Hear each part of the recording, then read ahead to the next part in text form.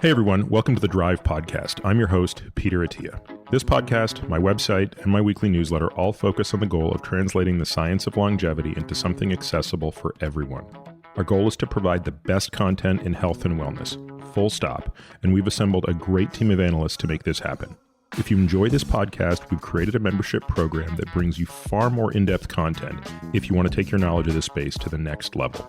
At the end of this episode, I'll explain what those benefits are, or if you want to learn more now, head over to peterattiamd.com/subscribe. Now, without further delay, here's today's episode. Welcome back to another episode of The Drive. My guest this week is Ryan Holiday, a previous guest and a close friend.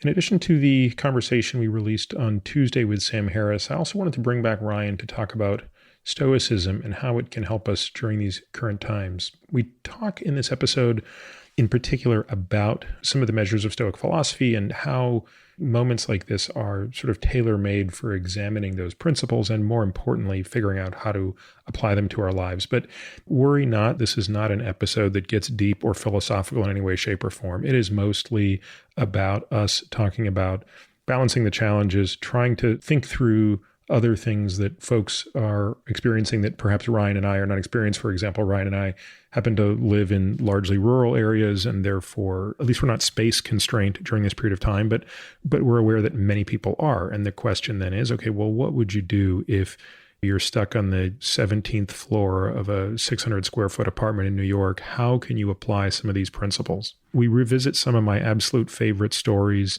from some of his books, including the one that I think about the most, which is that of Winston Churchill during the Second World War. And basically we extract insights and lessons from a number of Ryan's book. Again, his most recent, Stillness is the Key, Obstacle is the Way, Ego is the Enemy, etc. Let's just get right to this one. It's about 90 minutes long, and I think most of you will find at least something of value in here. So without further delay, please enjoy my discussion today with Ryan Holiday.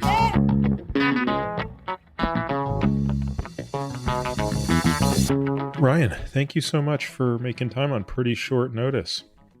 Yeah, of course. Anytime. How are you doing? I'm doing okay. Overall, I think I'm doing pretty well. Feel pretty fortunate to be with my family during all this. I think sort of reflected on it the other day and thought, man, this would be a lot worse if all this were going on and I wasn't with my family. So despite the inconvenience of this, which I think it's obviously inconvenient in different extent to different people. Yeah, I don't know. I'm doing better than I was a week ago of seeing the potential upside of this. Now, you, from the beginning, Ryan, I mean, I was in contact with you right away, and you seem to immediately find a way to be productive in this. And I think part of that is you're one of the people that has the luxury of being able to work from home. But aside from that, does this also kind of pose for you a new laboratory in which you can examine your own reactions to this sort of thing and then that of others? Yeah, I mean, to me, that's the only potential positive of any sort of dramatic setback or adversity or obstacle or whatever it is that it is a chance to sort of see things differently or look at things differently. Almost always the status quo is something we had some sort of part in setting up. So we kind of like things the way that they are. So sort of given a choice, I'd probably have left them exactly as they were. But then when you sort of experience these sudden shocks, suddenly you're working from home or suddenly you're not doing this anymore. Or in my case, like a whole bunch of stuff that I was planning to do later this month and then in all of April was suddenly canceled. And so obviously the economic hit of that is very large and very unpleasant. But at the same time, so I never would have canceled them sort of deliberately. But then when you find yourself feeling relief that they got canceled, you're like, oh, maybe my feelings on this were a little bit more mixed than I understood. I mean, for me, I am very lucky. I work from home. Not only can I work from home, but I live on a fair amount of property outside of a major city. So, and I had some mutual friends, and you being one of them, that sort of gave me some heads up on stuff that was happening. So I was able to prepare. So I wasn't sort of caught off guard or as harmed by it as some people. So I have a little bit on the hierarchy of needs because I'm not that worried about food, let's say, or not that worried about where my parents are or how my kids are doing or whatever. I do have some time to think about it. But I have been feeling this weird feeling of, oh, maybe this pace and this setup is actually closer to what I want my life to be than what the life I had that was supposedly disrupted was. Yeah, that's an interesting thought, right? Because as you said, there are a lot of things that there's probably nobody listening to this who hasn't had to make an enormous sacrifice in something with respect to their professional life and their personal life. And for many of us, those changes, like the example you gave, are not things we would have done on their own. If someone came to me in January and said, from March 1st until, I don't know, I'll just make it up and say July, you cannot get on a plane, I would have said that's impossible. I'd just say, look, that's incompatible with my job. That's incompatible with what's expected of me by the people I help. I could have come up with 100 reasons why that could never have been done. And yet, guess what? That turned out to be untrue. Yes. A lot of the things we think are non-negotiable, we're just actually not willing to negotiate, but of course are non-negotiable. Weirdly, that is something that kids sort of teach you as well, I think, is suddenly all these things that you thought you couldn't do, that you thought had to be a certain way, get blown up, and then you're forced to sort of question them. But yeah, I'm in the same boat. Obviously, this is the way that it had to be. Obviously, this is the system. It only works this way. But so much of that is just sort of a status quo bias that we have, or a sense of what's normal. One of the really great things about being a writer, of course, although I think there's probably a metaphor in it. I remember early on in my life, Robert Greene told me he was all material. He's like, every shitty thing that happens to you is material. Everything you mess up is material. Every person that breaks your heart, every dollar you lose, every sort of missed opportunity is material. There's a Jorge Luis Borges quote that's similar where it's like, you got to use it all, basically. And so the one thing that I think in situations like this is like, how can I channel what I think and feel about this into the output or the work that I actually do? And I think there's probably an analogy there if you're an investor, if you're a psychologist, whatever it is that you do. And this is not at all a full redemption for the tragedy and the enormous losses that are going to come from what we're experiencing. But it's almost sacrilegious, I think, to decide not to study this and understand it and sort of realize a deeper understanding of humans, of yourself, of leadership, of clients, whatever it is. I think deciding that you're going to experience this in a way that you emerge from it at least sort of wiser and better at what you do, to me is sort of the way to think about it. So you've been writing a lot of really great stuff, Ryan, in the past 3 weeks, building on obviously the themes that you've written on in the past, namely around Stoicism. What are some of the most important things that stand out to you, specifically with respect to this type of uncertainty around pandemic? And as you point out, it's really now sort of reared two very ugly heads. The first is the head of the pandemic itself and the risk it poses physically to people and all of the uncertainty around that. I mean, we still don't actually know how bad this virus is, unfortunately, because we don't know the denominator of testing. We don't really know if this virus kills 1% of the people it infects or 0.1% of the people it infects. So that's a 10-fold difference that makes all the difference. But if that weren't enough, as you alluded to, there is now an undeniable economic tragedy that's being imposed on many people that itself and by itself would be problematic, just as it was in 2008, 2009. So if you could bring Epictetus, Marcus Aurelius, and Seneca back from the dead, bring them here today, walk me through what you think they would say about this specific example and situation we're in. My instinct is typically to do that, right? There's this quote from Churchill. He's talking as sort of World War II is breaking over Europe. He's not quite been brought back into power. There's this letter he writes to his friend, and he says, the last couple of days, he says, I've been trying to put 1,000 years between me and the 20th century. And he was just talking about reading and writing about history. And so he was trying to sort of get perspective. And I think we can do that really easily. And in a way, it's more informative than watching CNN. Like, obviously, you need to watch CNN to know what the local authorities are telling you to do this day or that day. There is value in the news in that sense, although the news is also sort of compounds hysteria and it passes on propaganda and misinformation.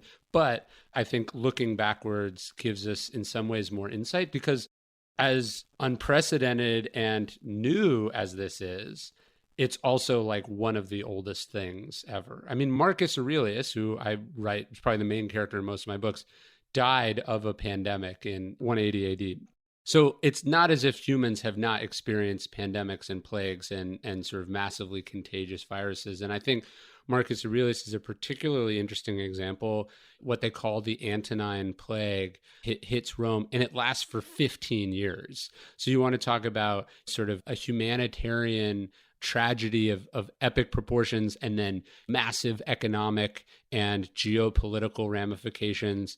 When Marcus Aurelius writes Meditations, he is writing in the exact scenario that a lot of us are in right now, trying to keep ourselves from being exposed, but also trying to do our jobs at the same time. He was a leader in a time where they had a lot less visibility into this thing that was horrifically deadly, very contagious, and spreading fear almost as quickly as it was spreading disease.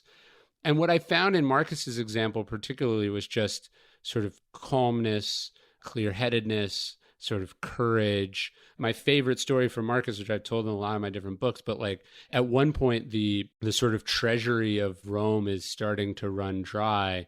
And Marcus walks through the imperial palace and he starts selecting various treasures that belong to the emperor and their family, and he sells them on the palace lawn to pay down Rome's debts. When I say that, it just makes me feel so sad at sort of how far we've gotten from that from a leadership perspective.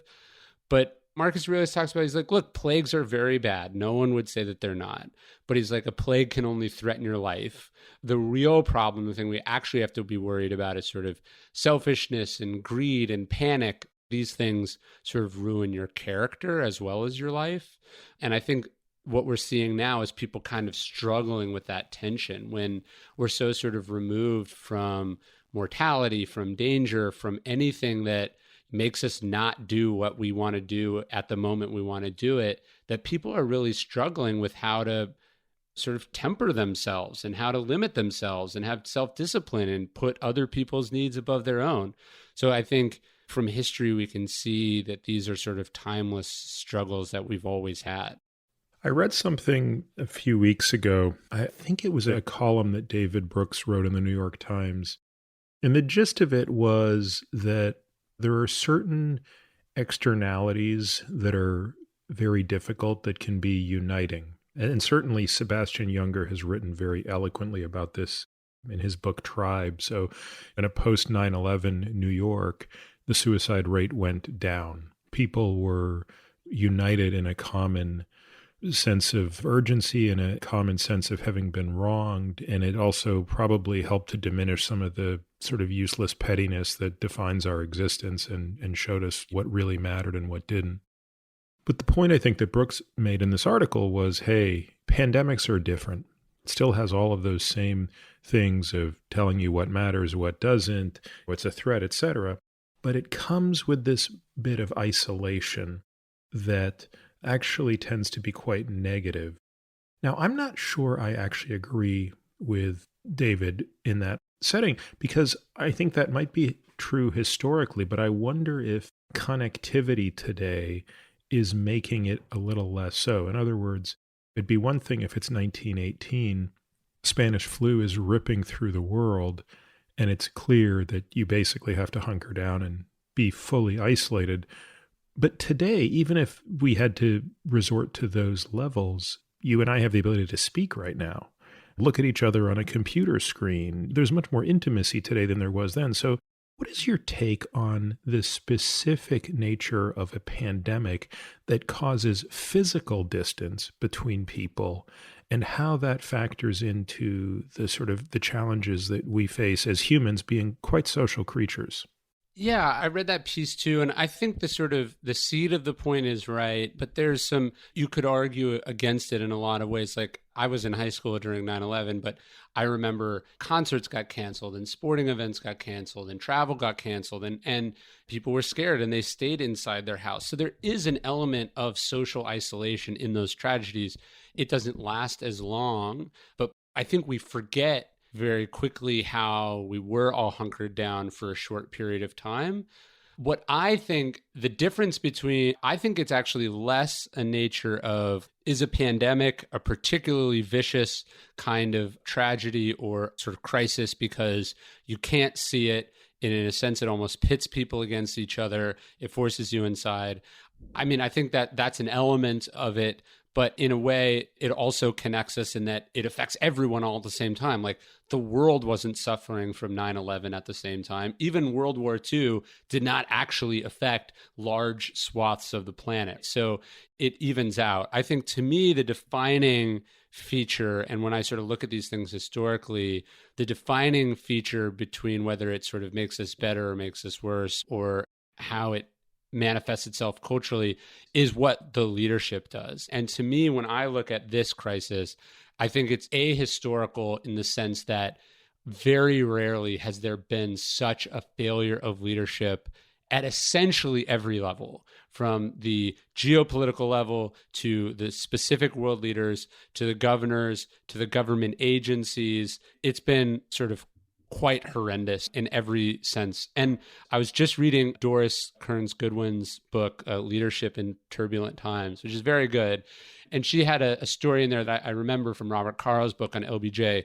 But he talks about when LBJ takes over for Kennedy, it's a crisis, at least on the US level, that it's difficult to wrap your head around. I mean, like a beloved president is assassinated, then the assassin is killed, and it was done on television and everyone saw it. And nobody knew who was responsible. Nobody knew what would come next. We were just a few months past the Cuban Missile Crisis. This was a traumatic event without precedent. And here you have a vice president who's not particularly, LBJ was everything Kennedy was not. He was a smoke-filled room guy. He was not photogenic. He did not have charisma. He was not a good speaker. And most importantly, he was not elected.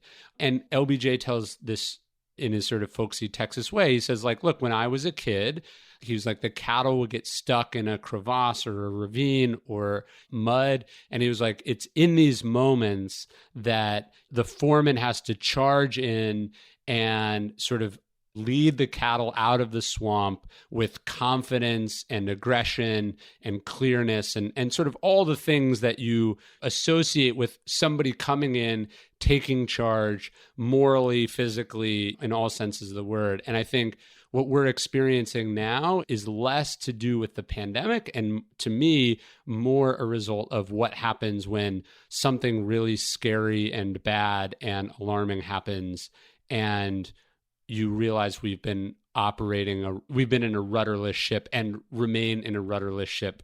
I think that's what everyone is experiencing right now. And I think you can say that wherever you happen to sit politically. I don't think it's a political question. I think it's a leadership question. What is a person to do? It's funny, you and I spoke in, we probably sat down in late October, early November. That was released in January. I mean, basically at the time that you and I spoke, we didn't actually know what this was. There hadn't even been a single case. And yet so many of the things that we talked about seem even more relevant than they did at the time. We spoke about kind of consequences of having an overly secure life and how that gives you this false misconception of unlimited time. Well, certainly we're realizing that's not true. We spoke a lot about stillness, and I want to come back to that because I tell you, if there's one character you've written about that I can't get my mind off as I struggle, it's Churchill, but I want to come back to that. And then there's kind of this idea of dying well and how it helps you live better. So let's assume someone hasn't listened to us speaking before and they don't know anything about Stoicism. Let's go back and kind of encapsulate a little bit about what this philosophy, or as Tim, our mutual friend, likes to call it, I think he calls it an operating system. How would you describe it in the context of that? Well, I think the sort of central precept of Stoicism is basically that we don't control what has happened or what is happening, but we control how we respond to those things. And so in a way, it's kind of this resignation, or it's ceding a lot of the things that we would like to be in control of in favor of focusing on the things like that we actually immediately are in control of. So, and you might think like, oh, you're talking about the reaction. So does that mean be reactionary?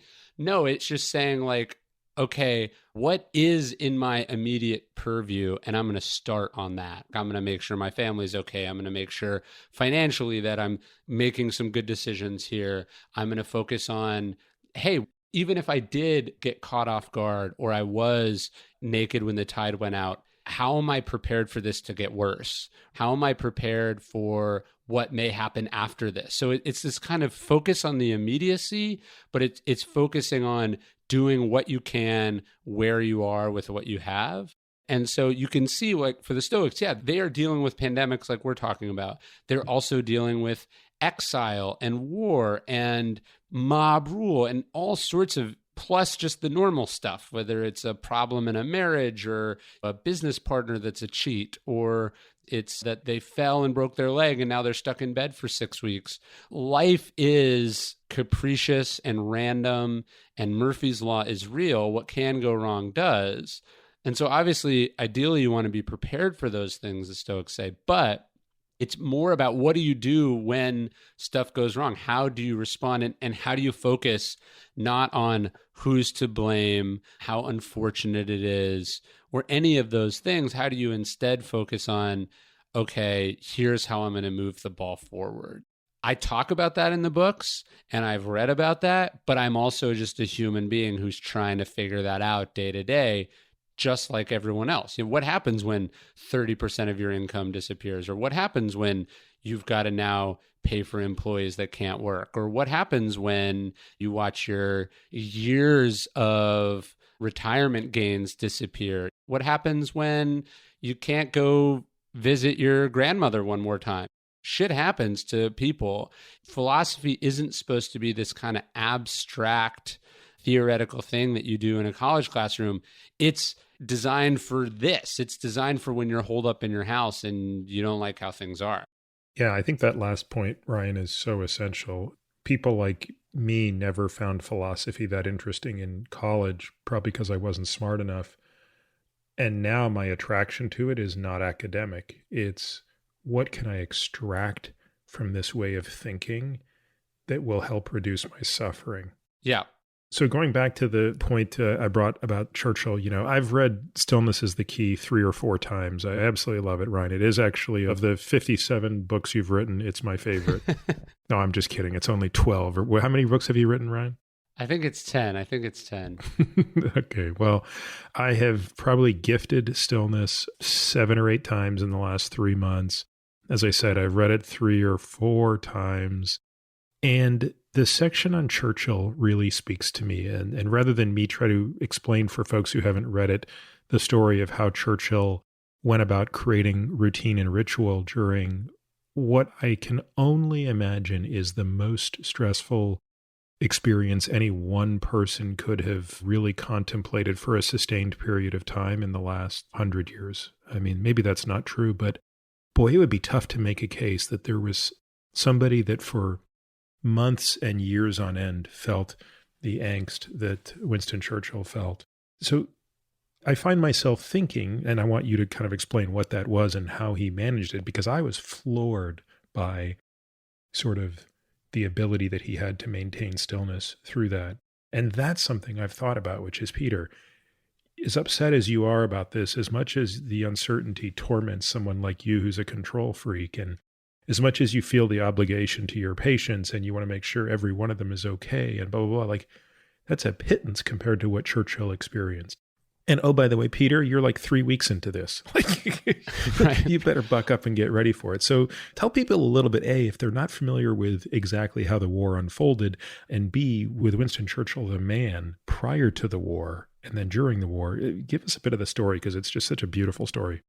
Yeah, I mean, Churchill's life obviously is incredibly privileged in some senses, but then is an unending stream of adversity in pretty much every other sense. I mean, he's born early enough in the 19th century that as a young war correspondent, he witnesses the last cavalry charge of the British Empire, and he dies sort of well into the space age. You just see that the scope of history that he experiences. I mean, Churchill's first talk in America, he was very well received and it was highly anticipated. He's introduced on stage in New York City by Mark Twain.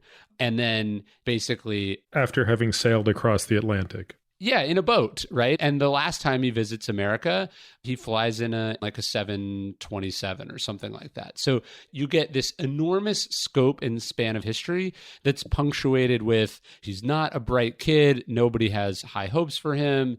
His mother is sort of promiscuous, has a terrible relationship with his father. His father dies. They think of syphilis when Churchill's like 20, assuming that his son will never amount to anything.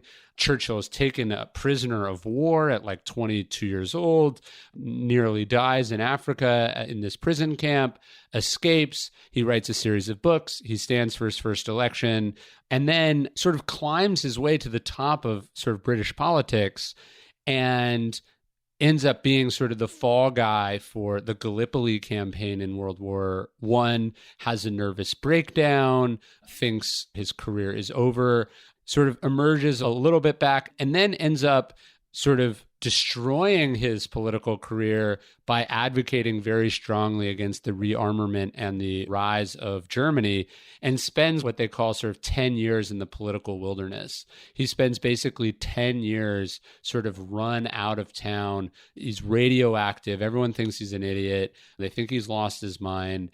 And he is 100% right, and no one listened to him. And Hitler rises to power, Germany rearms. World War II is the inevitable result of this, and it could have been prevented, and nobody listened to Churchill.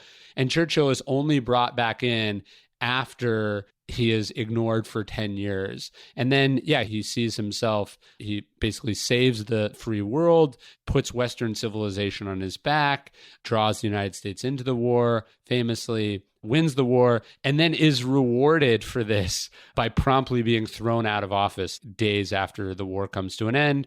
And that's not even the end of it, right? It goes on and on. It ends up dying as a very old man, having sort of another series of triumphs and setbacks in that. And then I would say, if you just look at, so that's the span. This guy wrote 10 million words in his lifetime, was one of the highest paid, most successful writers in the world during his lifetime, holds office for 60 years, Nobel Peace Prize, invents the tank. It's just an incredible life. Probably one of the most ambitious, busy people of the age.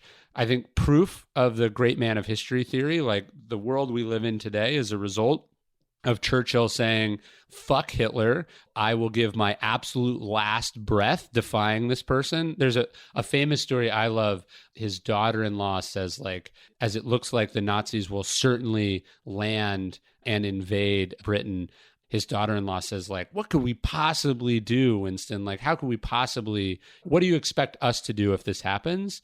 And he looks her in the eye and he sort of growls and he says, I expect you to go in the kitchen and get a butcher knife and take one of them with you when they come in the front door. His point was like, we are going to fight this thing down to the absolute last man. And that stand, which was partly a bluff, but also sort of 100% real courage and commitment, turns the tide of history. And so I'm fascinated by Churchill because that is an epic life. I want to add one thing to that, Ryan, before you get into the next part. So I don't mean to distract the thought. But the other thing that is amazing to me is here's a guy who a decade out calls Hitler. He basically says, this guy's a fascist and he's going to do really, really bad things. And to your point, he is completely exiled. And by the time Chamberlain is finally forced to resign and they very reluctantly bring Winston Churchill back as the prime minister. I mean, the Germans are basically knocking on their door. And what I find, it's another subtlety of this, which I have to remind myself of. I have a tendency in a situation like this to say, this was inevitable. How did we not see this coming? How is it that we shut down the branches of government that should have and would have had us prepared for this? How is it that we didn't put, testing? I could rattle off all the things we did wrong. And so when Churchill inherits a huge mess, it seems almost unfair. It's like, well, now I have to be the one to fix the mess that I told you for the last 8 years was going to be the big mess. But again, the great ones don't seem to dwell on that because there really isn't a lot of benefit that comes out of that backwards looking thing. So do you want to say any more on that in addition to sort of everything you've already said? Yeah, Churchill had this sort of code that he lived by, and I'm forgetting the exact phrasing of it, but it was like savage in fighting, magnanimous in victory, sort of gracious in defeat. And part of that, what I think is not only did nobody listen to him, but they like viciously punished him. They like destroyed his life basically, and then said, hey, now that the battle is already lost, we're willing to sort of put you in charge. What I find remarkable was Churchill's sort of empathy and compassion, even for those leaders. He kept some of them in his cabinet. He managed to work with them. There was no recriminations, no punishments. He was Lincoln-esque in his ability to sort of go, okay, this is just the hand I've been dealt. I mean, there's a famous expression, a famous statement he makes about the French general who surrendered to the Nazis. Obviously, he's like, this guy's got to go. We're not collaborating with this guy. But he says something like, let us be sympathetic that we never faced the predicament under which he broke. And so there was this, for all of his combativeness and determination, there was also an understanding, I think, in him having experienced a long, tumultuous life. Shit happens. What matters is, how are we going to solve this? And I think when you look at what he did, was like he rolled up his sleeves and got to work. And even those 10 years, it's not like he spent 10 years of idle time. One of the reasons, ironically, that Churchill was so able to understand Hitler, Churchill was like the only one of the leaders in Britain who like took the time to read Mein Kampf and actually study it and look at it. And so Churchill had, in a way, that 10 years of exile was the best thing that could have happened because it put him in a position to not be tainted by the incompetence of the people that sort of brought everyone into this mess. It gave him a much longer and larger perspective, and it put him in a position to sort of figure out what to do next. And what I'm fascinated by, even if you sort of take out the war stuff, how was Churchill just to write 10 million words in your lifetime, just to do that in addition to a political career? How does he pull this off? He was a sort of a creature of habit and routine. He had this sort of ritual. He would write at the same time every day. He would nap at the same time every day. He would eat and dress for dinner. He had this rule that I've been joking with my wife about. He said spouses should not see each other before noon. That was the secret to a happy marriage. He took long walks during the day. I was actually this is maybe 3 months ago. I was in London. I had a talk in London. I was in London for maybe like 18 hours. And I landed at Heathrow, took a Uber to Chartwell, which is Churchill's estate, and then went back, gave my talk and flew home. But to experience, when you look at where Churchill lived, it starts to make sense. He had his goldfish pond that he would visit every day. He had the swans that he would feed. He had a little studio that he attached to his house that he did his painting in every single day.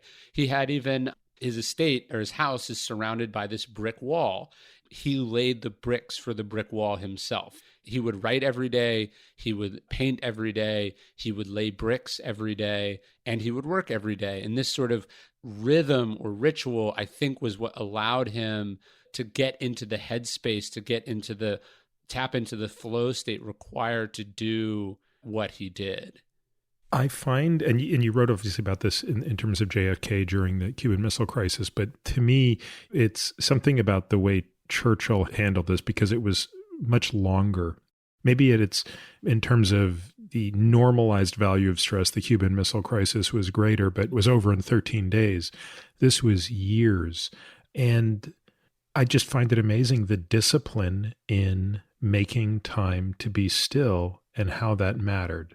And obviously he wasn't writing, he wasn't as prolific from a writing standpoint during those bombing campaigns and such, but he took his bath every day, for example. And it's funny, I was sort of talking to my daughter about this the other day because we see like every kid around now, she's going through she's homeschooling effectively, right? And, she was lamenting how much work she had to do. And I was like, I sort of introduced her to, I can never remember if it's Parkinson's or Peter's law. I think it's Parkinson's law, which is work expands to fill available time. And I kept trying to say, like, you have to make room for moments of detachment every day, regardless. I mean, it's just non-negotiable. Because otherwise you could spend the whole day buried in your history lesson or whatever other thing you're doing. And as important as that is, it would be very easy to say, whatever it is I'm doing right now, whether it's trying to stay in touch with my coworkers or trying to figure out a way that we're going to pay that next bill. I mean, those things are vitally important, but it's not necessarily clear to me that you're going to do a better job of those things if you neglect that sort of self-care that comes from being in nature, being still, detaching from it, right? It's like a bipartisan complaint we have about presidents that it's like, why are they playing so much golf? They're spending so much money playing golf. It's so much taxpayer money playing golf. And I don't think it's a coincidence that presidents choose that game and that they pretty much all universally play it, going back at least to Eisenhower and before. It's because what other excuse, and I think CEOs similarly gravitate towards golf, because if basketball is your game, you get maybe 30 minutes of basketball, right? Or if running is your game, you get 5 or 10 miles. But golf is a game that takes 3 or 4 hours, and it's 3 or 4 hours where you're not supposed to be on your phone, where you have to sort of mentally focus, you have to be present. It forces you to control and master your mind in a non-work context. And Churchill happened to be famously terrible at golf, so he painted instead. But he said, actually, like, the most important thing that powerful people can do is have 1 or 2 hobbies. I would argue that's something that's a problem for Trump. If Trump had more interests, whether it was reading or sports or even socializing, he'd be watching less cable news and be able to see the bigger picture. As a nonpartisan example, I was the director of marketing at American Apparel for a number of years, and that was a company that self-inflicted, and then also the financial crisis was sort of in a perpetual state of crises and sort of chaos. And I remember talking to one of the girlfriends of the CEO, his name was Dove. We're in his sort of huge mansion. It's like totally empty of furniture. He's not married. He works 24/7, 365. He's sort of perpetually never taking a vacation. He's perpetually on the edge of sort of descending into insanity. And I said something like, does he have any hobbies? And they were like, just sex. Like, sex was his only hobby. And I think that was directly correlated with a lot of the self-inflicted, unforced errors that he made as a leader, because he was never stepping out. He was never disconnecting. He had no structure. Everything was always urgent. Very minor example. There's something I'm dealing with, some supply chain issues with my company. And it was like someone who works for me called me. They were asking me about it. I was sitting down for dinner with my family. To be able to go like, hey, I'll call you back in an hour. I'm having dinner with my family right now. Obviously, that's what you should do from a family perspective. But that forced 1 hour break made me handle that situation better. Because if you'd forced me to deal with it at that moment, or if I was a bachelor eating Chinese food in my house when I got that call, I would have lost my temper. I probably would have made a rash emotional decision. I would not have forced myself to take an hour to sort of let it sit. Right. And so one of these things these hobbies do and relationships do, and a little bit of sort of order and structure in our lives do, is they kind of just protect us from just reacting and reacting and reacting all the time. You've written both in your book and in your newsletters about alive time versus dead time. And even though you didn't use those terms, a moment ago, you basically gave a great example with respect to my favorite, Churchill, which is, he's booted out. He's in exile. He's a political pariah. He's the scum of the earth. And you'd think, I mean, he could have done the equivalent of watching Netflix every day in the 1930s. But he didn't. What did he do? He's reading everything that he can read about this crazy guy in Germany. He's writing. He's being as prolific as anyone can be. And it prepared him for when the chance came that he was going to come in and basically help save the world.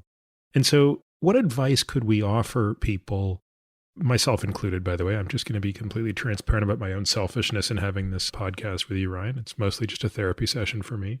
It's really tempting sometimes to just turn on YouTube and Netflix and take a break from the news. The news is pretty upsetting, but is there any harm in just watching Breaking Bad for the fourth time?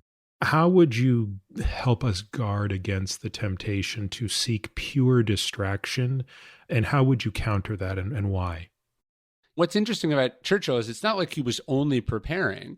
Churchill also, by nature of his writing and the speeches that he gives and the radio broadcasts that he does, becomes almost more famous in America than he is in the UK.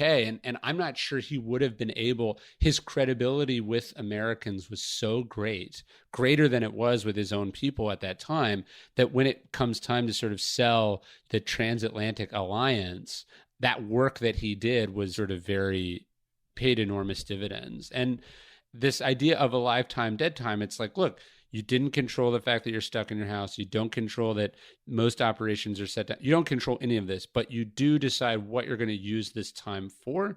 I guess the question is, when else are you going to get? The good news is basically for a lot of people, very little is expected. I mean, some people, nothing is expected because they are unfortunately not employed at the moment. But what's unique about this period is we are being, I think, pretty understanding about the fact that things have ground to a halt without anyone's consent. And so nothing is expected of you. So how are you going to use, you've essentially been gifted time, and how are you going to use that time? I think it's absolutely appropriate to use some of that for self-care, for relaxation, for tuning out, because that's not a terrible use of this time anyway. If Churchill had emerged from those 10 years in the wilderness and the only advantage had been he was well rested, I think that would have been beneficial, right? Like, how is he able to basically be active in politics up until his death when I think most people would have burned out? I think that 10-year period was not a vacation, but it was, what do they call it in the NBA? Load management. It forced him to recharge and rest and sort of figure out what was important. So I think at the very least, we can use this time for that. But now is also time to really question a lot of things about our lives, about the decisions we make, about the businesses that we have, about the goals that we've been striving towards. It's also a chance to experiment with new things, to try new things. I mean, like as a very small level, right? I don't know about you, but I've gotten like a million requests to be on like people's Instagram lives. And I saw this meme where they were like, it took a global pandemic to get anyone to try Instagram Live.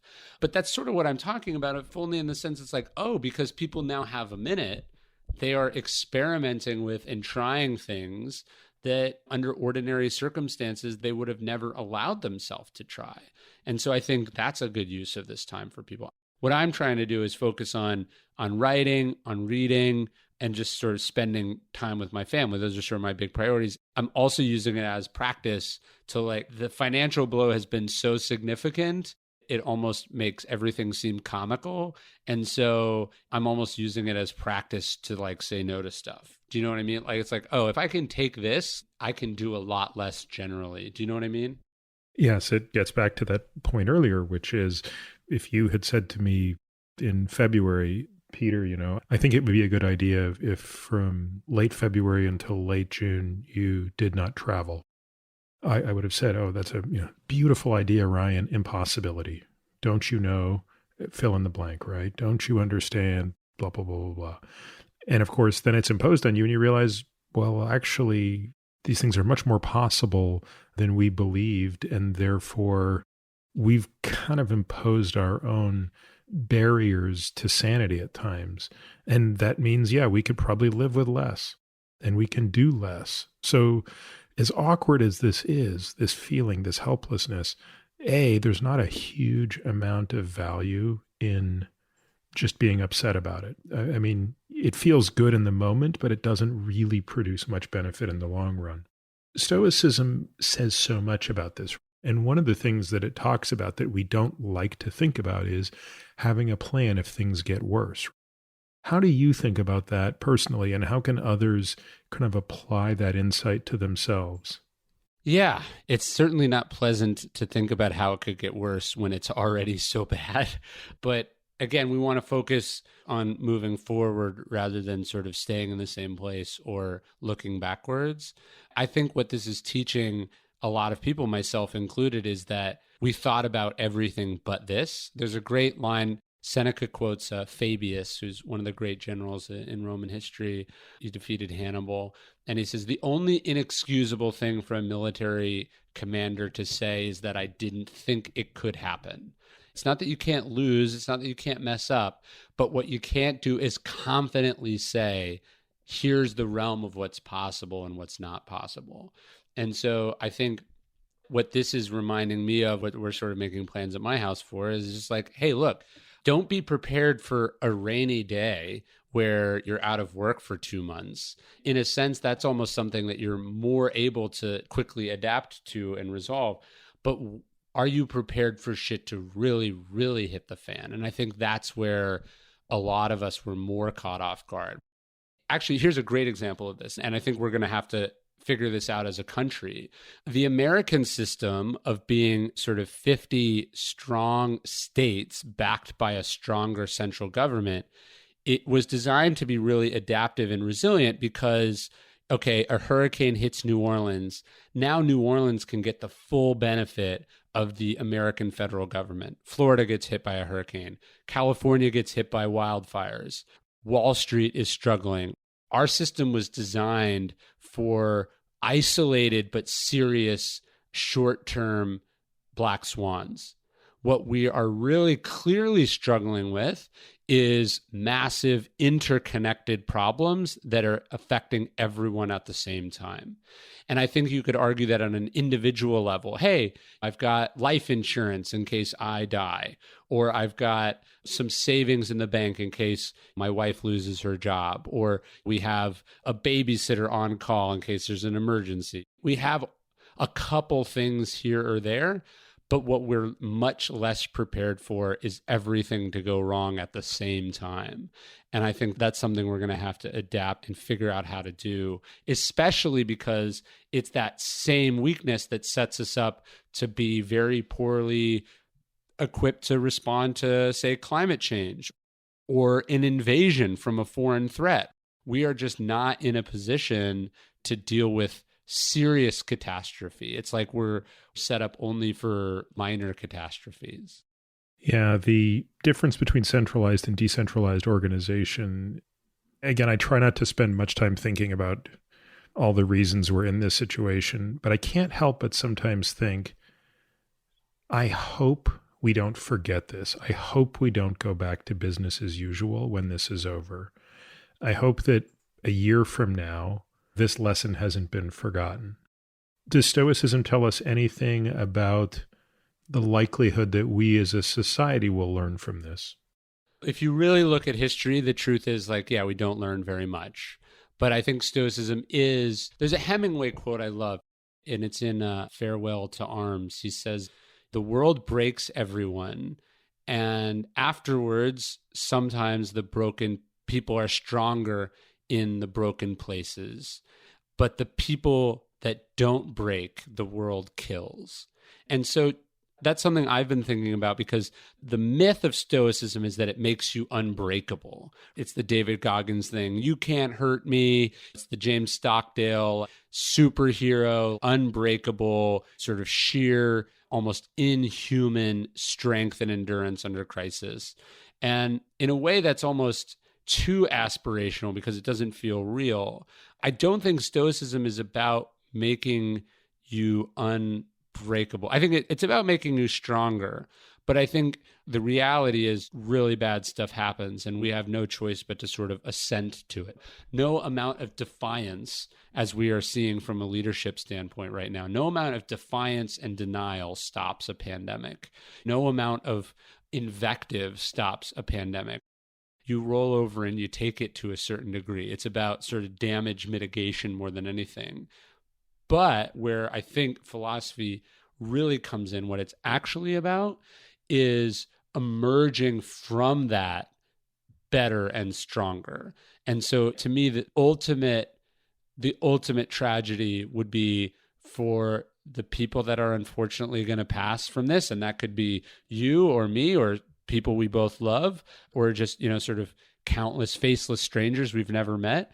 The worst thing we could do to those people would be to emerge from this and essentially learn nothing, to go back to business as usual. And I don't just mean that in, are we going to have better preparation for disasters?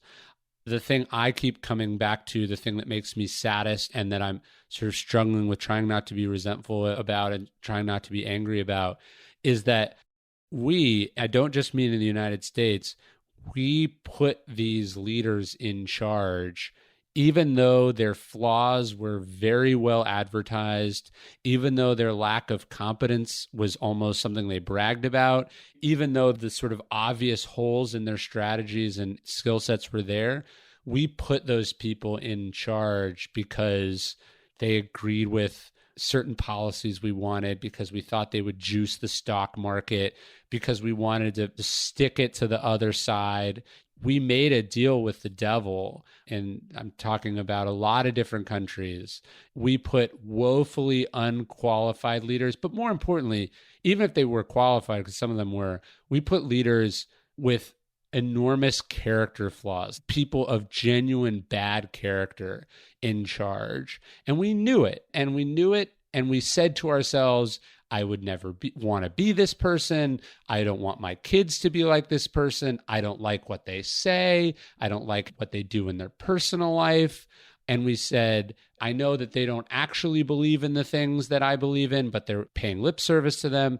We said, all of that is okay. It doesn't matter that they're a shitty human being. What matters is they're going to get what I want accomplished, or they are going to make me more money or reduce my taxes. And as you're seeing now, because what leaders are actually supposed to do is be there when shit hits the fan, we are seeing the ramifications of that. Look, it wiped out all the gains of the market. So, and there's nowhere to go but down from here. And so I think that's really what we have to learn. To me, I think it was a betrayal of my parents' generation to my generation, but I also think I hold myself responsible too. Like, I think we mortgaged our children's future by not wanting to get involved, by not wanting to say anything.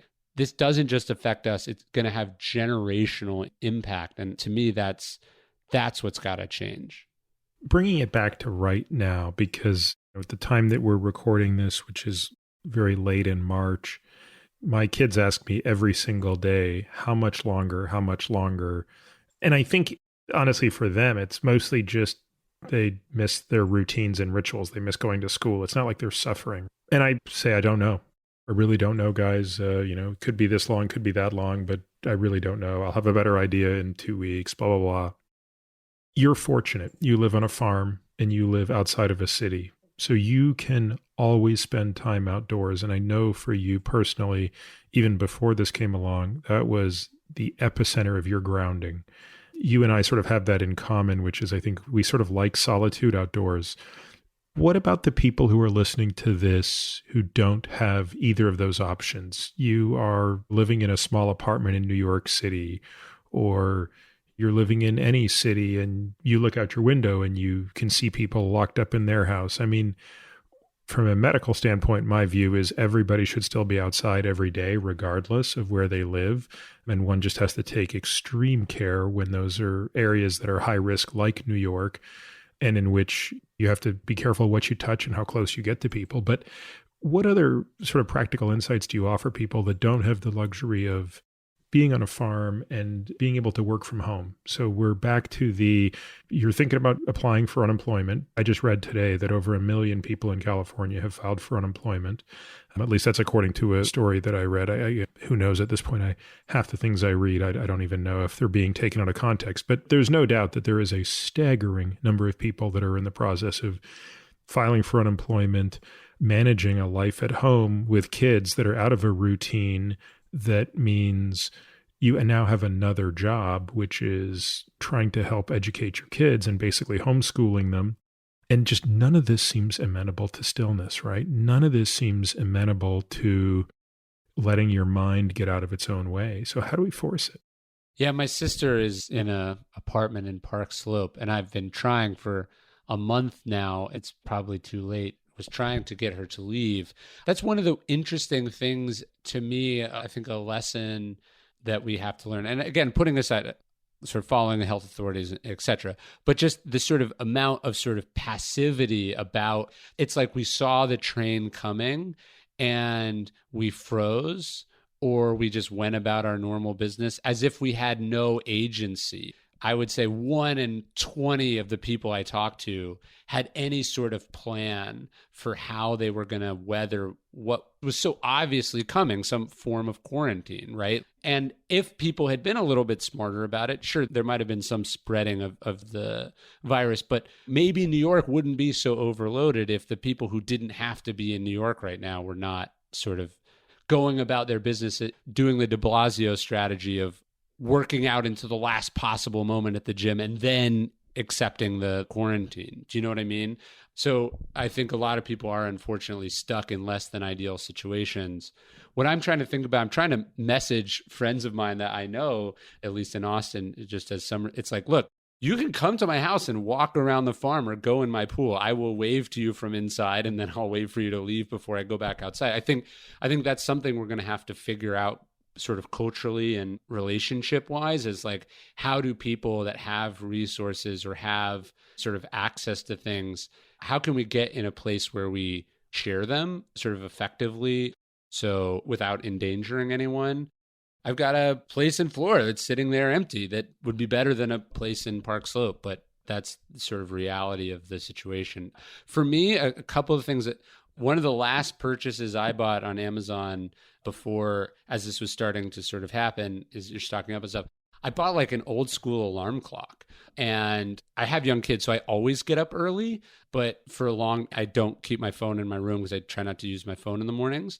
But so it would be like, okay, yeah, if I have to get up by 5 a.m. to catch a flight, I would set the alarm in the other room or whatever. But I was like, you know what, as part of this, part of sort of the routine, and I was like, I'm going to set an alarm and I'm just going to wake up really early every morning intentionally. I don't have to. I could just wake up and drag myself through the morning and just be kind of like killing another day.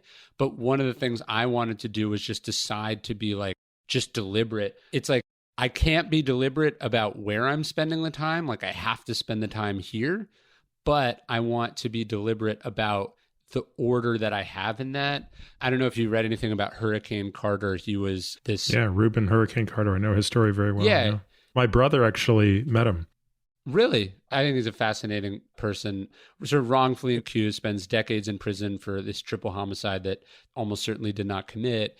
And one of the things I remember reading about him doing, just as a more extreme way of what we're talking about, he was like, okay, I'm physically in prison. That's not my call. He's like, but I am going to rebel in every other way that I can. He's like, I'm going to be awake at night and sleep during the day. I'm going to wear my uniform this way or that way. I'm not going to ask for this favor or that favor. He decided that how he was going to wrap his head around the lack of control that he had was he was going to assert control in other ways. And I think that's an interesting approach that might be worth thinking about for people. So how can you find some ways to assert agency in the midst of all of this powerlessness? And I think you'll find that that's really reassuring. I like that idea a lot. I mean, those of us with kids, I think, are naturally in a point where we're still getting up at the same time and things. But when you wake up, making your bed first thing in the morning, these things sound stupid and trivial, but I agree with that. I think having a schedule allows you to maintain some control over something. Exercise to me is also a really big one. I think obviously for most people, it's harder to exercise now because for most of us, it's going to the gym that is exercise, which has now been taken away. But there are tons of great apps out there that are basically saying, look, here's how we're going to modify this. And here's what you could do with limited equipment, or here's what you could do with simply only your body weight. And to simply take 20 minutes a day and do that, no matter what, and say, hey, like at 10 o'clock this morning, I am absolutely doing my app-based workout. Even if worst case scenario, that's a day that I just can't get out there and take a walk for whatever reason. It's hard to imagine not being able to make 20 minutes to do that. And yet it's much easier to spend that extra 20 minutes tooling around on Netflix or YouTube. And yet the dividends of that 20 minutes are huge, not just sort of physiologically, but I think psychologically. And I hate the word spiritual because I'm not really, but I think you know what I mean when I say spiritually as well. No, I think that's right. My wife likes Future, which is like a sort of remote, you have a personal trainer that gives you a workout every day, but you don't actually see them, and they design it based on what you have in your house. I hope it drives people towards some of the more sort of solo endurance sports too, because I think there's all sorts of psychological and philosophical benefits to distance running or distance bike riding or swimming if there's some way that you could do it. Unfortunately, I haven't found a way to do swimming since this has all happened. There's no real like rivers or lakes that are available at the moment, or oceans. But I think realizing like, oh, just sort of practicing that muscle of like, I'm going to tell my body what it's going to do, I think is probably as important or relevant as ever in this moment. And I like, in New York, the one or two exceptions to the quarantine is like going outside for your physical or mental health. You've got to take advantage of that. And when we're talking about sort of a live time, dead time, like what good can come out of this, you were saying like a lot of people are sort of already on a schedule with kids. We were always on a schedule with our kids. Like they had to go to school at a certain time, but we just sort of always had sleep training was really tough for us. We made a lot of allowances. We sort of just leaned into the chaos of it a little bit. There wasn't a ton of structure.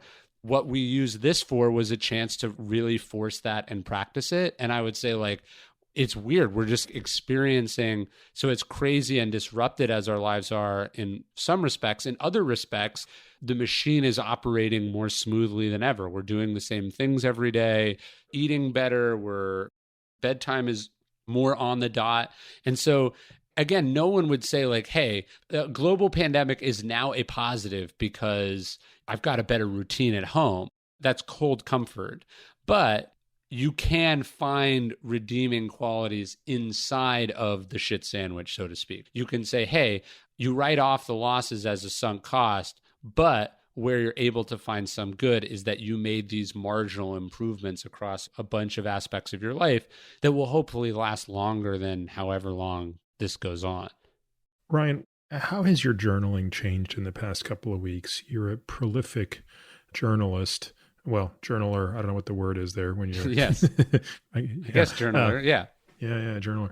Have you noticed anything in your journaling of late that maybe wasn't there prior? Yeah, journaling is weird for me too, because my writing is also an outlet where I get to work out a lot of thought. So I really have just felt on fire as a writer recently. I'm currently researching some books, but I'm not writing for any book projects. So I found that the Daily Stoic email that I do every day and Daily Dad, like I've just been like in the zone, more productive than usual. It's better than usual. So I've really felt good about that. For journaling, I've felt I'm really trying to use it as a place to sort of remind myself and reiterate to myself how I want to be inside this. Sort of reminders of, hey, you're worried about X, Y, and Z. One way not to think about that is to think about other people instead. So I'm trying to just sort of buck myself up a little bit in the morning, kind of remind myself of what's important to me. I'm trying to use it.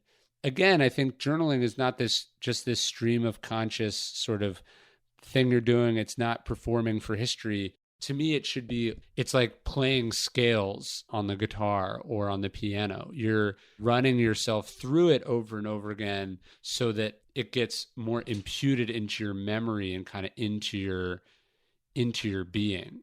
Yeah, it sort of makes sense. Again, I think you get to write every day. For those of us who don't, or when we're writing, like for me, I'm writing all the time, but it's usually kind of technical stuff. This outlet has become something that I think is I don't know, I'll tell you what brought it to my mind recently. So when maybe about 3 weeks ago, when we sort of pulled our kids out of school and just decided we were going to do something that at the time seemed outrageous, but basically play the lesser of two risks. My daughter was like, this is crazy. There's no way I'm not going to be able to go out and blah, blah, blah, blah, blah. And I was like, Olivia, what do you think about Anne Frank? And of course, she didn't know who Anne Frank was. So I was like, all right, well, I want you to tell me by the end of today who Anne Frank is, and let's talk about her. So of course, she goes about, read about her, and da. But the interesting thing is, my daughter didn't know what an attic was. So I said, Olivia, do you want to come see our attic? She goes, we have one? I said, oh, yes, we do, honey buns. So I got the ladder out, took her in the closet, took her up to the attic. I mean, she just about had a cow. She couldn't believe how small and miserable the attic was. And that this girl spent years up in an attic writing this journal. With another family. Yeah. And like you read what she wrote in her journals and it's unbelievable. You cannot believe a child could have written this. You can't believe how she could turn to that journal and say, you are my best friend. You are the person to whom I can say all these things. I mean, it's unbelievable. And again, I don't say that to sort of begrudge the way we've raised our daughter to not appreciate how good she has it relative to a girl growing up in the Second World War. But it is a little bit of a phase shift. And it just brought back to my mind a few weeks ago how powerful this tool can be. And it brought me back to our first discussion actually about it. Yeah. It would be difficult to be a 13-year-old girl at any time, and then to be a 13-year-old girl in an attic in a country you're not from, right? Because she'd already fled Germany to the Netherlands. Then you're trapped in this attic with another family. It would have been horrendous. And her journal is so good that it's actually something like Holocaust deniers use. They're like, it's impossible that a 16-year-old girl could have written it. But she was just a precocious, brilliant girl. And what I think is interesting is that she wrote that journal partly inspired, I think it was the Queen of the Netherlands put out a call over the BBC saying like, hey, we're eventually going to get through this. We want your help. Please keep a record of what you're experiencing and doing. And so that idea of finding purpose in something that you're doing, even if she had no idea the impact that her journal would actually ultimately have. She had no idea that it would be sort of final legacy, that it would be the sole sort of creative work that she would be allowed to do, which is all tragic and totally unfair.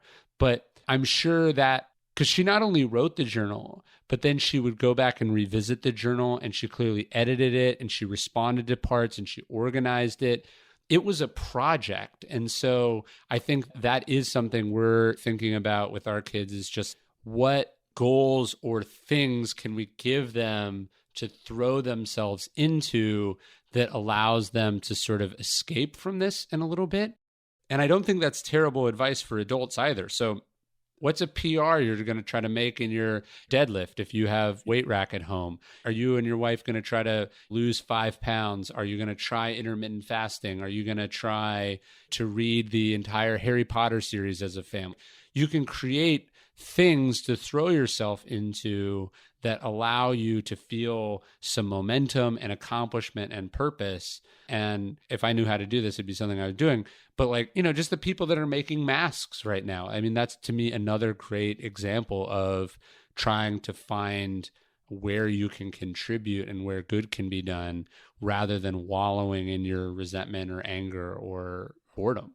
You're generally a pretty disciplined guy when it comes to social media. Have you created any new rituals or routines around avoiding it or selectively utilizing it for some benefit, but not getting sucked into it?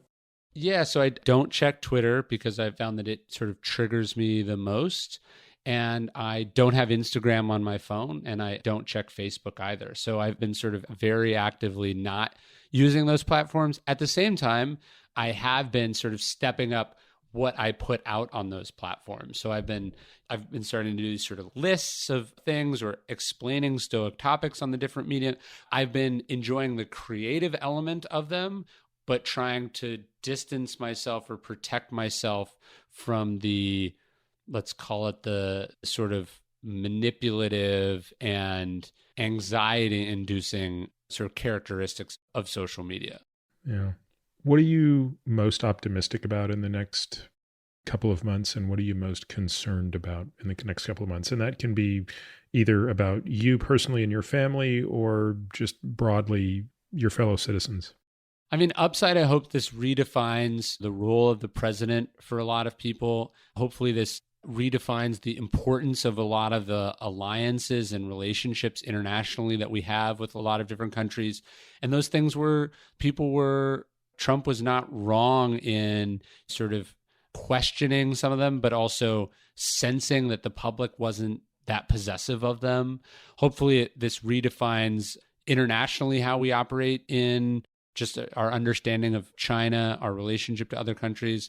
I'll say, like, I'm very glad that for Daily Stoic, all of our products we manufacture in the United States, because it has dramatically protected our supply lines and allowed us to have inventory on hand. It's allowed us to keep the lights on in the business. It's allowed us to connect with and sort of work more collaboratively with the people we work with. I wish that maybe some of the stuff was even closer to home. Like, I wish I had even more oversight or control. I think positively, I think this is a wake-up call in a lot of ways. I think it sort of knocked people out of the stupor or the slumber that we were in. I hope that's a positive. Tyler Cowen wrote an article, and I think he's crushing it, by the way. Anyone who's looking for smart stuff, I think Marginal Revolution and Tyler Cowen is putting out awesome stuff, as always. But he was saying he thinks the pandemic has killed the sort of progressive woke left, that it sort of woke us up. Like, why are we arguing about transgender bathrooms and neglecting this or that? Why are we fighting about cultural appropriation and not sort of coming together on things that matter? Why are we talking about healthcare for illegal immigrants and not, do we have enough ventilators in emergency rooms? At the same time, I think one worry would be, actually, it doesn't kill the sort of revolutionary extremes on either end of the party, but they seize upon the wreckage that emerges from this and are actually empowered. That's something I'm worried about. And I think a little bit selfishly, but I also think it's going to have big ramifications. I'm a millennial, sort of smack in the middle of the millennial generation.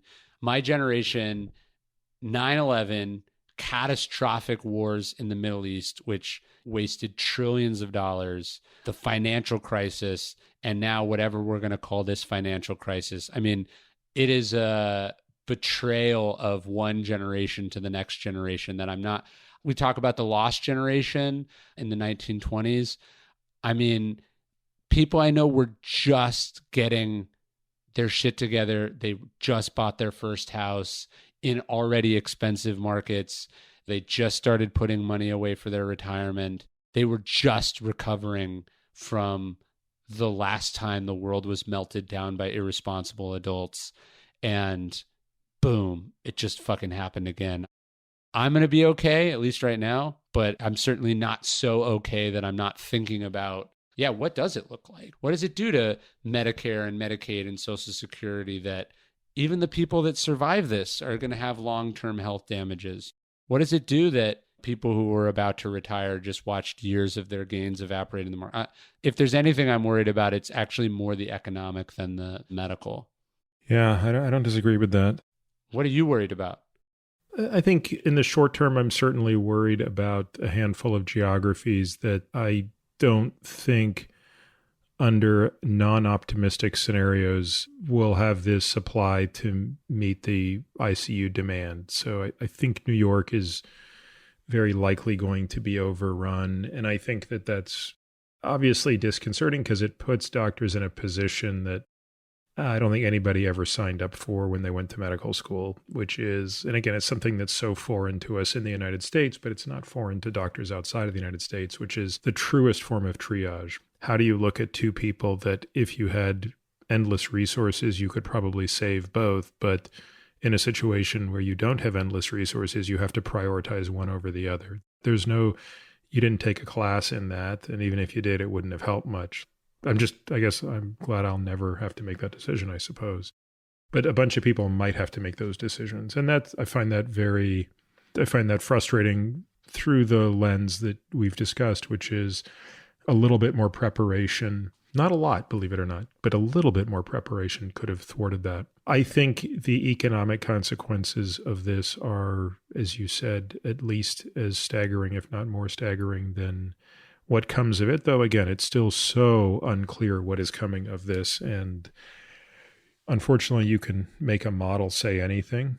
And that's a little frustrating because there's models out. You can basically find a model that will say whatever you want it to say. So that's not entirely helpful, but there are scenarios under which this thing is a problem that could, on the one end, result in 1 million deaths in the United States, which would be enormous, right? That would be a third of the total. That's like basically adding a third or 30% more deaths to the all-cause mortality we experience. That's hard to fathom through this lens.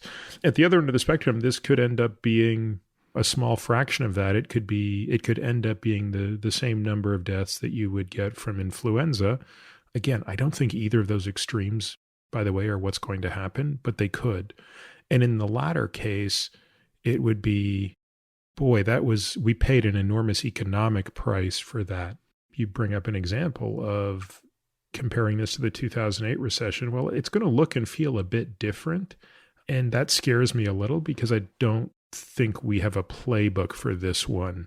Maybe it's not as necessary. I mean, as of when we're recording this, the federal government has announced basically a $6 trillion stimulus package, of which $2 trillion is in hard assets and $4 trillion of that probably less so. But that's so much money. And it gets to the point you raised earlier, which is unless you can keep interest rates at zero, the debt service on debt we've accumulated over the past 18 years is unbelievable. And I've asked people that I think are some of the smartest people on earth when it comes to fiscal policy. I just asked them point blank, tell me what we do when we can't pay our debt. Tell me what it means for the United States to default on its debt. Those things are troubling. So all of that said, I still come back to something which Sam Harris and I talked about a few days ago on the podcast, which was it's okay that those things are upsetting, and it's okay that I can worry about them a little bit. I'm trying to check myself to make sure I'm not worrying about them at the point where it ceases to be productive. Worry is only productive when it motivates me to do something. And at this point, I'm pretty freaking motivated to do something. I'm doing everything I can with my little narrow band of skill set to do everything I can. And therefore, I realize that there is little to be found in worry. And so what I've been doing is making a point to spend time with my wife and kids every day and reiterate to them how happy I am to be home with them. And in part, that's just telling myself that as well. It's sort of trying to combat that anxiety that still slips into me, especially when I'm sleeping. Frankly, and my dreams are pretty distressing. But I'm just trying to basically curb the worry and focus on what's here and what's here at the moment. And believe it or not, I've actually had weird thoughts, which is when this thing's over and I have to get on a plane and go back to New York, I don't think I'm going to look forward to it that much. Not because of New York, but because it's like, back to traveling again. Yeah, no, this could be a new normal that we appreciate more. Maybe we all were flying more than we needed to be and working more than we needed to be. And saying yes to things we didn't need to know about because we'd never sort of been fully forced to appreciate what home and life was. And to me, that is a positive that emerges from it. Again, not worth trading 1 million lives, but certainly a positive we can sort of pull from the wreckage of this. Yeah. Well, Ryan, I made a plug for it in the past, and I'm going to do so again. If I was very bullish on people becoming daily subscribers to the Daily Stoic, I'm even more so today. What's the best way that people can sign up for that if they haven't done so? Yeah, you can sign up at dailystoic.com or dailystoic.com/email. And then the other one I do every day that I've actually been liking just as much as Daily Dad, which is dailydad.com. And people can follow you how on Twitter? Yeah, I'm at Ryan Holiday and then also at Daily Stoic if you want a piece of Stoic wisdom every day as well. Okay. Any of your books at this moment you think people should go back and reread or read for the first time? Yeah, I mean, I think Obstacle is the Way is probably particularly well suited especially if you've sort of been knocked on your ass here and you're trying to figure out what next. That's what that book is sort of designed to try to tackle. And then if you're maybe more like you and I are, and some of the things you and I were talking about are just the stress and anxiety and worry and calming that kind of racing part of your mind, Stillness is the Key is the most recent book. And that one sort of talks about a lot of things we were talking about today. Well, Ryan, thank you for making time today to talk, and thank you for sharing your insights. They mean a lot to me personally, and I think they're going to mean a lot to folks listening. Oh, I appreciate that. No, this was fun. And again, by the way, this is I don't know about you, but I didn't think my mind was not racing. I wasn't distracted. I wasn't catastrophizing, because we spent an hour and a half actually engaged with each other. And I think not everyone has a podcast, but one way to calm that racing mind is to go have a real long conversation with a human being. And I think you'll be surprised at both what you find and then how much you get out of that experience. Yeah, I think that's a great point. Connectivity matters. Yes. All right, Ryan, best of luck rest of today. Thanks. Appreciate it.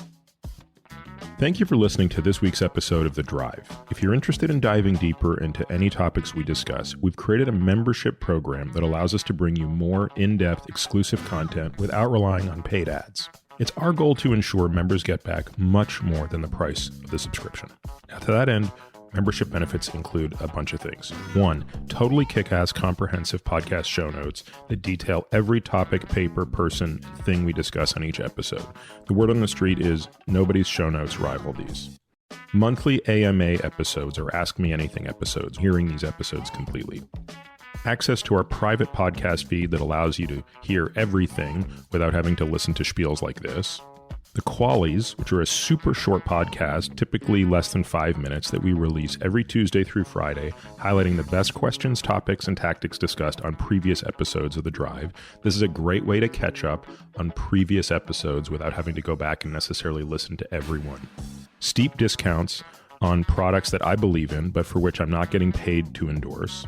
And a whole bunch of other benefits that we continue to trickle in as time goes on. If you want to learn more and access these member-only benefits, you can head over to peterattiamd.com/subscribe. You can find me on Twitter, Instagram, and Facebook, all with the ID Peter Attia MD. You can also leave us a review on Apple Podcasts or whatever podcast player you listen on. This podcast is for general informational purposes only and does not constitute the practice of medicine, nursing, or other professional healthcare services, including the giving of medical advice.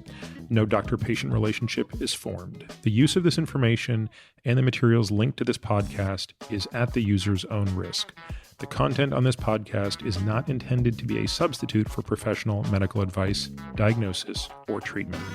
Users should not disregard or delay in obtaining medical advice from any medical condition they have, and they should seek the assistance of their healthcare professionals for any such conditions. Finally, I take conflicts of interest very seriously. For all of my disclosures and the companies I invest in or advise, please visit peterattiamd.com/about, where I keep an up-to-date and active list of such companies.